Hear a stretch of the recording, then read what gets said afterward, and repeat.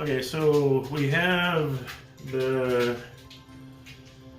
everything taped off on these cavities.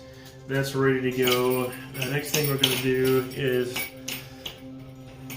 also tape the back of my Pickguard with the foil tape as well. So the next thing I'm going to do is take this drill bit, and I've got the markers for the bridge and for the Pickguard. We're just going to drill those out. I'm going to use a smaller bit than this for the Pickguard holes because these screws are a little bit more tiny.